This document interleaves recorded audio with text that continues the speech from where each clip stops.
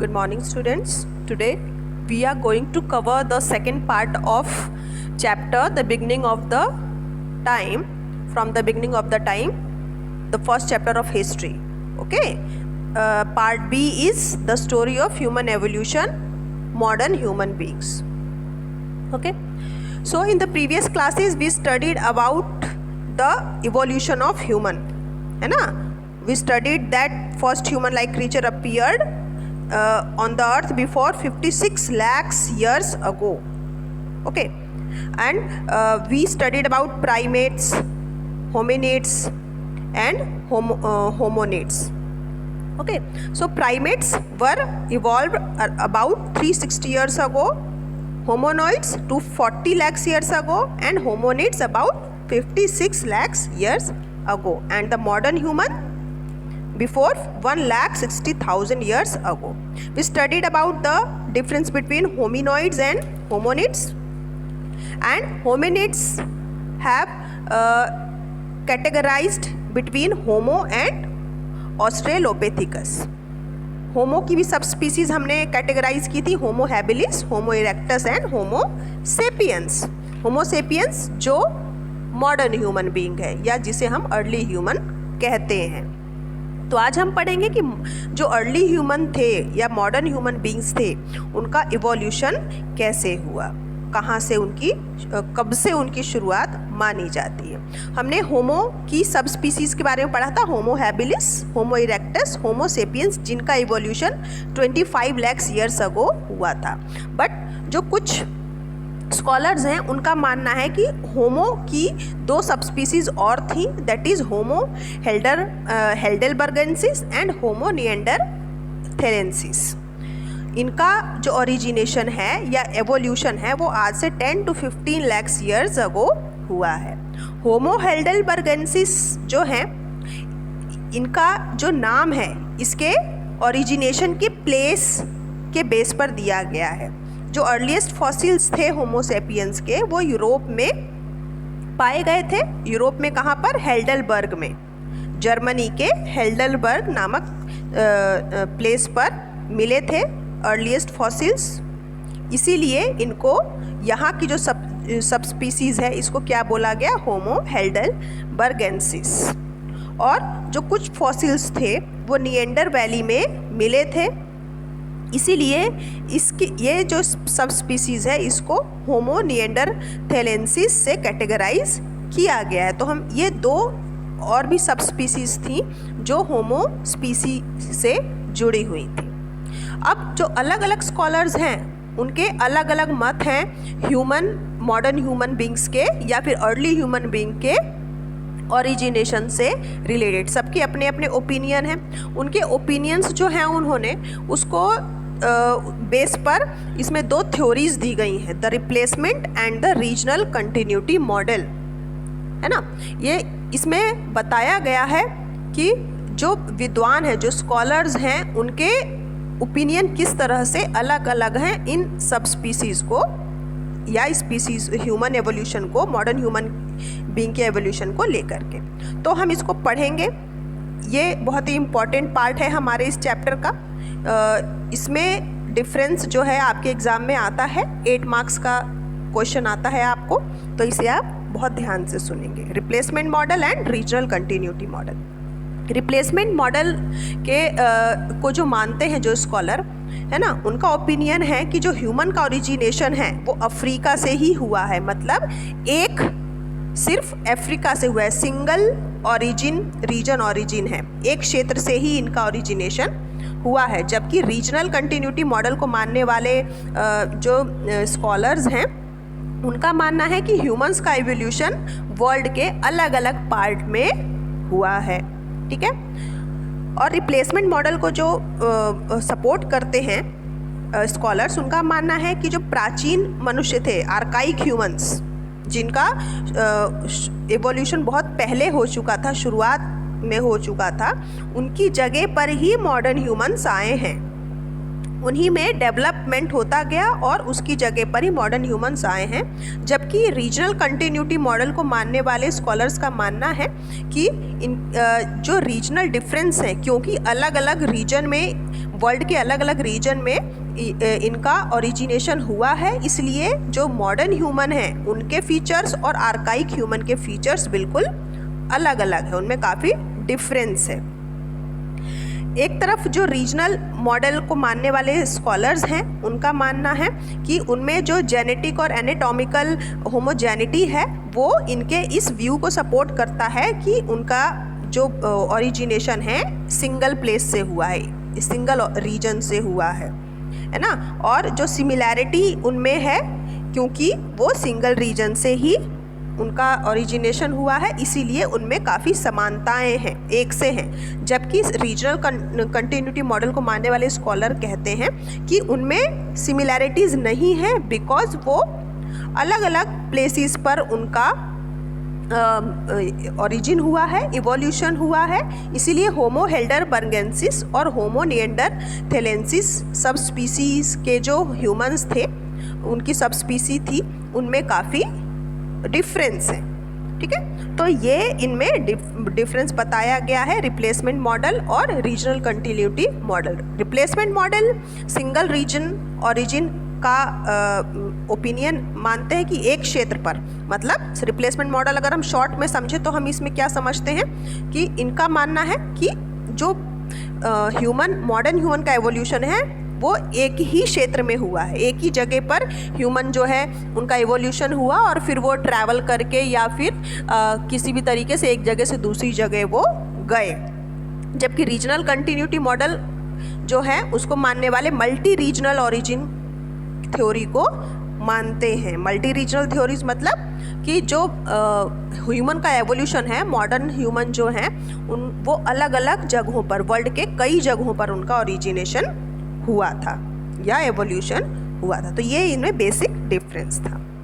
ठीक है, अब हम पढ़ेंगे early humans ways of obtaining food. जो अर्ली ह्यूमंस थे उनको फूड जो उनको मिलता था, जो वो खाते थे, अपना लाइफ सर्वाइव करते थे, तो वो किन किन तरीक़ों से वो फूड ऑब्टेन करते थे इसमें दिया गया है। 4 वेज थे, gathering, hunting, scavenging and fishing, है ना। गैदरिंग के बारे में हम पहले जानेंगे। गैदरिंग मतलब फूड इकट्ठा करना। जो अर्ली ह्यूमंस थे वो प्लांट्स फूड को कलेक्ट किया करते थे, जैसे कि उनके सीड्स थे, बेरीज थी, फ्रूट्स थे और ट्यूबर्स थे, इनको वो इकट्ठा किया करते थे और जहाँ से भी उनको फूड गैदर करते थे वहीं पर उसको वो यूज़ भी कर लेते, तो वहीं पर उसको वो मतलब जहाँ उनको फूड मिलता था वहीं पर उसको गैदर करके और वो खा लेते थे, कहने का मतलब है ना। Collecting food such as seeds, fruits, berries, nuts and tubes, है ना। तो जो गैदरिंग था वो जनरली एज्यूम किया जाता था कई जगहों पर। ठीक है, उसके कुछ एविडेंसेस भी मिले हैं। ठीक है, देन स्केवेंजिंग मतलब क्या होता है कि जो अर्ली ह्यूमंस थे वो स्केवेंजिंग किस लिए करते थे, मीट के लिए, है ना। एनिमल्स के मीट के लिए वो स्केवेंजिंग करते थे, है ना। वो जो मरे हुए एनिमल्स होते थे या फिर जो दूसरे हंटर किसी एनिमल को मार देते थे उनको वो उनके मीट को वो खाते थे।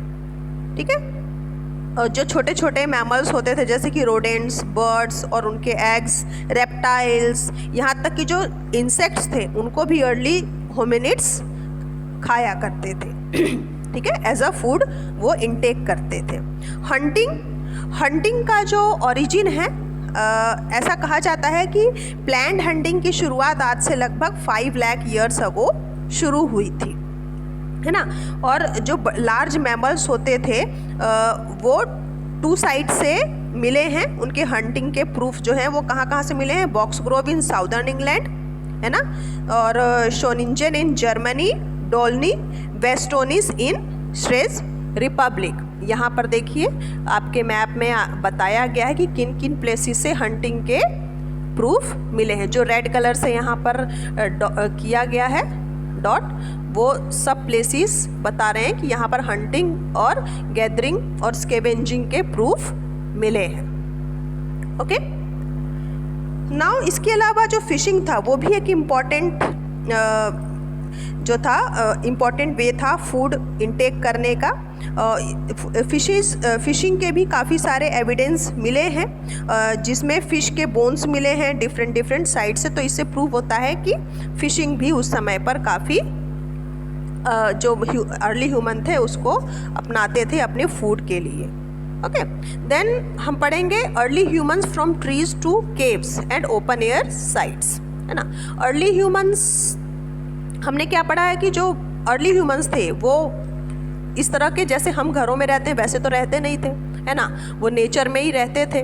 तो पहले वो पेड़ों पर रहते थे, फिर केव्स में उन्होंने रहना शुरू किया। उसके बाद उन्होंने ओपन एयर साइट्स अपने लिए कुछ हट्स वगैरह बनाना शुरू किया, है ना। तो ये कैसे हुआ हम पढ़ते हैं।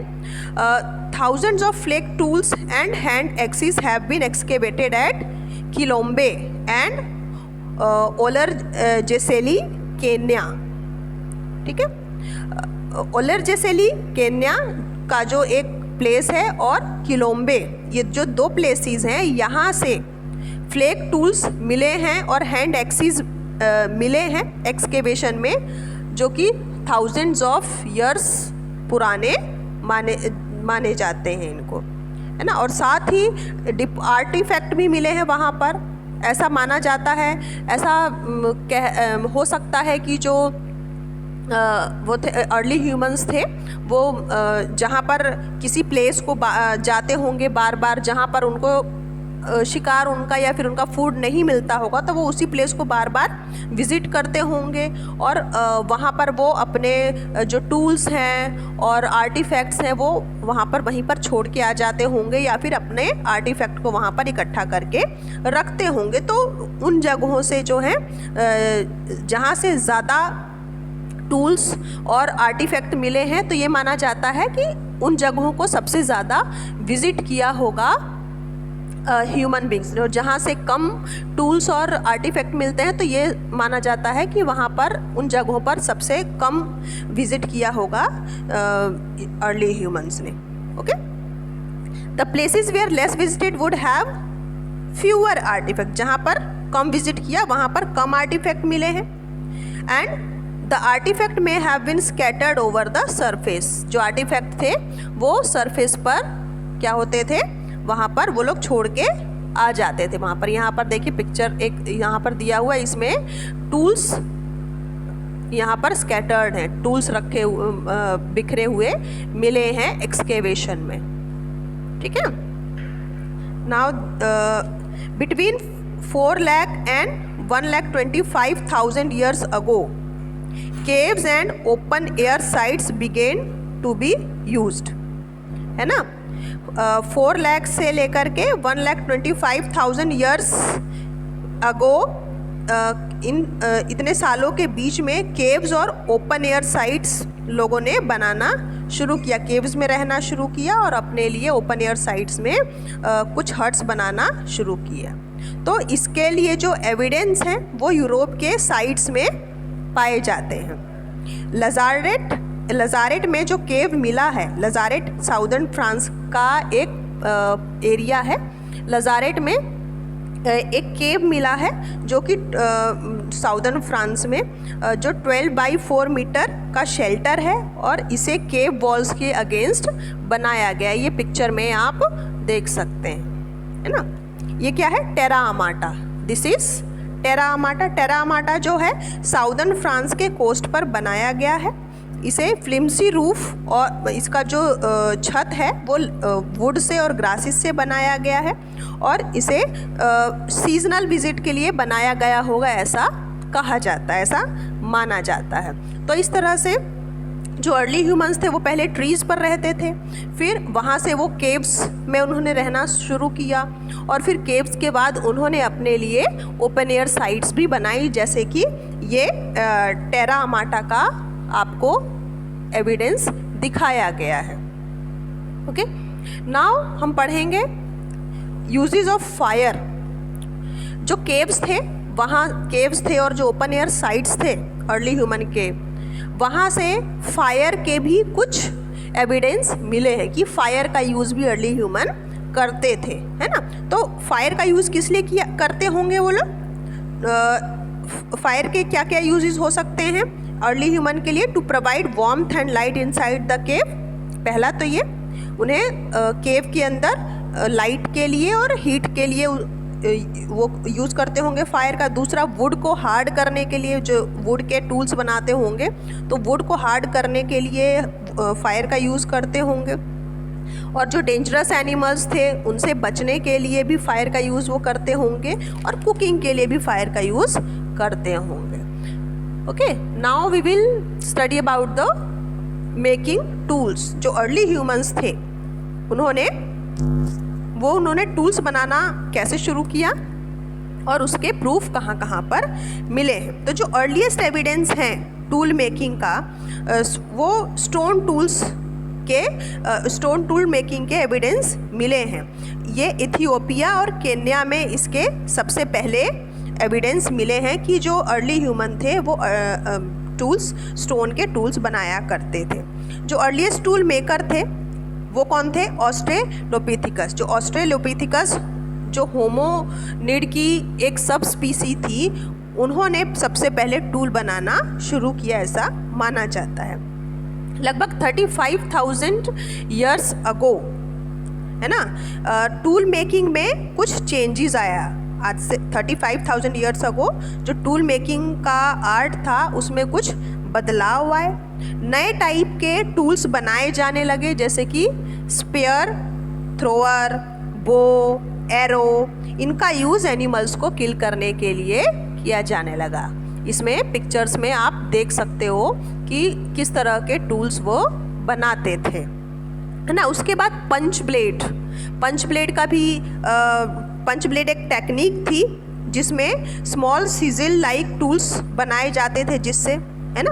अब ये यहाँ पर दिया हुआ है डिटेल में, आप अपनी बुक में पढ़ सकते हैं या फिर PDF में इसको पढ़ सकते हैं कि पंच ब्लेड कैसे बनाते थे जो अर्ली ह्यूमंस थे, ना। It was not possible to make engraving on bone. जब पंच टूल टेक्निक की शुरुआत हुई, पंच टूल से ब्लेड्स बनाए गए, नाइफ जैसा कुछ टूल्स बनाए गए, तो उससे क्या हुआ कि अब बोन्स को एनग्रेव करना आइवरी से और वुड से और आउटलर से भी बनाए जाने लगे tools through the punch blades technique. Okay, तो इस तरह से टूल मेकिंग की जो प्रोसेस थी अर्ली ह्यूमन ने इसमें डेवलप किया। Now modes of communication, language and art, है ना। अब हम इसे पढ़ेंगे कि लैंग्वेज की शुरुआत कैसे हुई, है ना। कम्युनिकेशन कैसे करते थे अर्ली ह्यूमन्स, क्योंकि शुरू से जैसे हम आज बात करते हैं आपस में, जिन लैंग्वेज का यूज़ करते हैं, भाषा का यूज़ करते हैं, वैसा अर्ली ह्यूमन्स नहीं करते थे। तो वो कम्युनिकेट कैसे करते होंगे, ना। जो जितने भी लिविंग बींग्स हैं उनमें से केवल ह्यूमन ही ऐसा है जिसको लैंग्वेज आती है, जो भाषा का जानकार है ना। होमिनिड लैंग्वेज जो है, जो होमिनिड्स थे वो किस तरह की लैंग्वेज का यूज़ करते थे? वो इशारों से बात करते थे और हैंड मूवमेंट्स के थ्रू अपनी जो कम्युनिकेशन करते थे, एक दूसरे को अपने फीलिंग्स उनसे शेयर करते थे या अपनी बात उनसे बताया करते थे, ठीक है। Spoken language was preceded by vocal but non-verbal communication। Spoken language की शुरुआत बहुत बाद में हुई। जो स्पोकन लैंग्वेज था उसको कैसे शुरू किया गया था? पहले इशारों में बात की जाती थी, हैंड मूवमेंट से वो बात करते थे, लेकिन non verbal communication, non verbal मतलब लिखना था, लिखने का जो आर्ट था वो बाद में शुरू हुआ। पहले बोलना सीखा लोगों ने, जो अर्ली ह्यूमन थे पहले उन्होंने बोलना सीखा, वोकल, एंड लिखना नॉन वर्बल कम्युनिकेशन बाद में शुरू हुआ था। ह्यूमन स्पीच जो है, ऐसा माना जाता है कि ह्यूमन बीइंग स्पीच की शुरुआत कैसे हुई थी? प्राइमेट्स में ही हो गई थी। जो अर्ली इवोल्यूशन था ह्यूमन का, आज से 360 लाख ईयर्स अगो, है ना, जो प्राइमेट्स थे, तो ऐसा माना जाता है कि प्राइमेट्स के समय से ही ह्यूमन स्पीच शुरू हो गई थी। वो सिर्फ, लेकिन उस समय पे वो बस बुलाने के लिए स्पीच का यूज़ करते थे, वो एक दूसरे को बुलाने के लिए स्पीच उनकी काम आती थी। सिर्फ स्पीच किस रूप में होती थी? कॉल के रूप में होती थी। जो होमो हैबिलिस थे उनका ब्रेन डेवलप हुआ, है ना। उनके ब्रेन में कुछ ऐसे फीचर्स थे होमो हैबिलिस के कि वो बोलना, जो स्पीक करना उनके लिए पॉसिबल था। ठीक है, होमो हैबिलिस जो थे उनके ब्रेन का स्ट्रक्चर कुछ ऐसा था या फिर कुछ ऐसे फीचर्स रहे होंगे उनमें कि उनके लिए बात करना, स्पीक करना पॉसिबल हो सका। जो वोकल ट्रैक्ट था, बोलने की जो वोकल ट्रैक्ट की जो इवोल्यूशन था वो भी बहुत उतना ही इम्पॉर्टेंट है। इसका अकरेंस आज से 2 लाख ईयर्स अगो माना जाता है कि उस समय उन्होंने बोलना शुरू कर दिया होगा। लैंग्वेज का डेवलपमेंट जब हुआ था उसी सेम टाइम पर आर्ट का भी डेवलपमेंट हुआ था। ये जो टाइम है अराउंड 40,000 से 35,000 ईयर्स अगो का माना जाता है। तो अब हम आर्ट के बारे में पढ़ेंगे कि आर्ट का इवोल्यूशन कैसे हुआ था, है ना।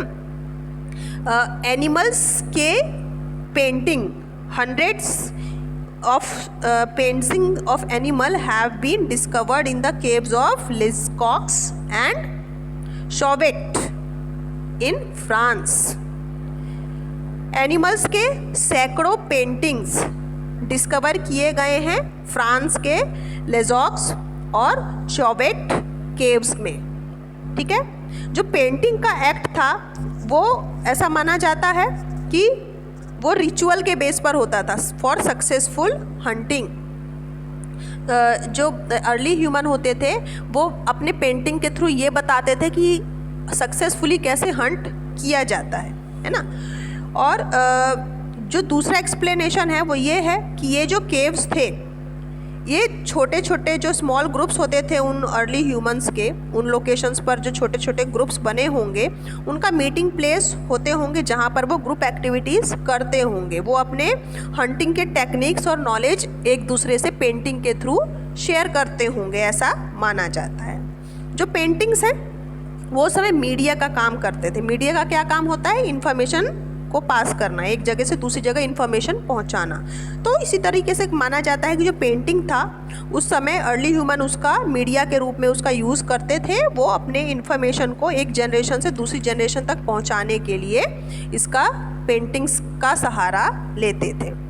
Then we will study the hunter gatherer in Africa, hunter gather societies from present to past. ठीक है, जो होमिनिड साइट्स है आज से 2 लाख ईयर अगो के टाइम मार्जिन में, वहाँ पर एक जो लेक टुर्काना है उसके किनारे पर कुछ सीजनल कैंप के एविडेंस मिले हैं। ऐसा माना जाता है कि वहाँ पर जो अर्ली ह्यूमन थे वो अपना सीजनल कैंप लगाते थे, रहने के लिए वहाँ पर रहते थे एक विशेष सीज़न में। इस तरह की जो प्रैक्टिसेस हैं वो ऑब्ज़र्व की गई हैं कहाँ पर? हाजडा एंड द किंगसन। हाजडा जो था एक विशेष प्रजाति का नाम था ह्यूमन की।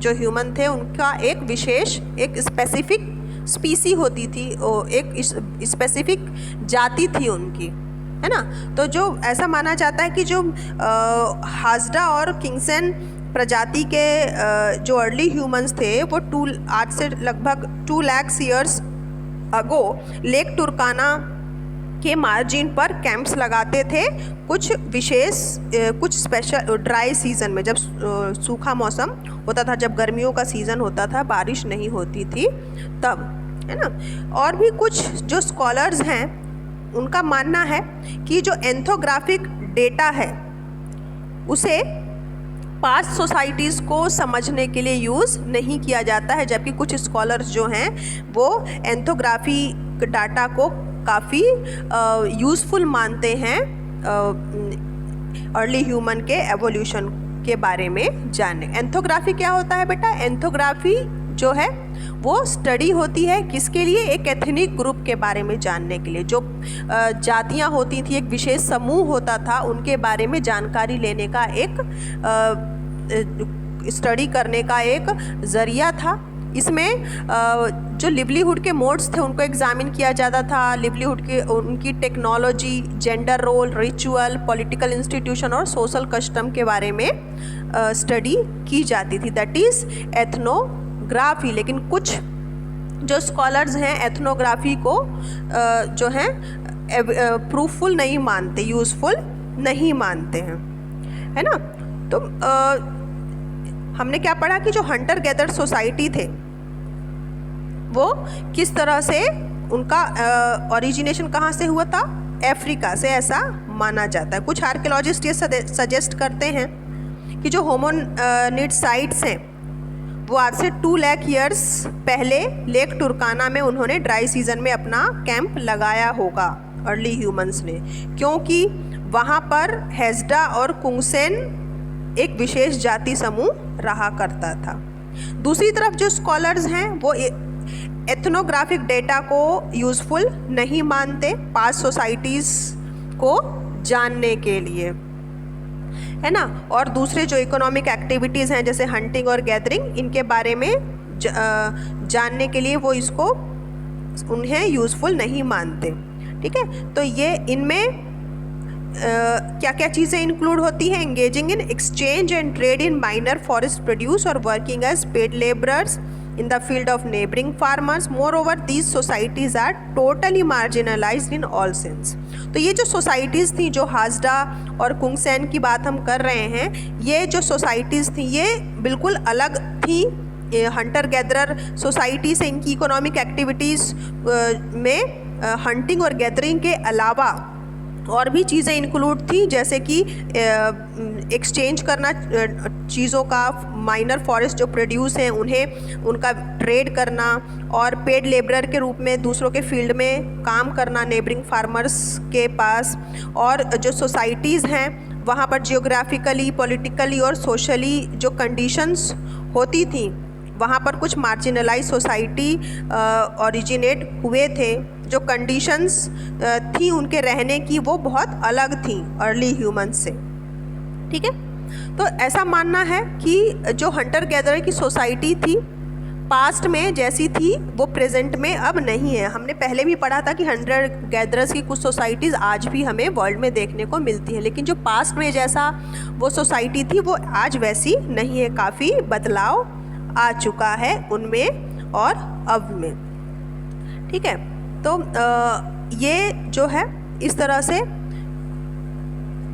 अर्ली ह्यूमन जो है से लेकर के मॉडर्न ह्यूमन तक का ये सफ़र इस तरह से हमने पार किया है। इस तरह से कई सालों में, लाखों सालों में हमने डेवलप किया है और आज इस स्थिति में हम आए हैं, ओके। तो आप इस एक्सप्लेनेशन को बहुत ध्यान से सुनेंगे और ये चैप्टर यहाँ पर ख़त्म हो जाता है।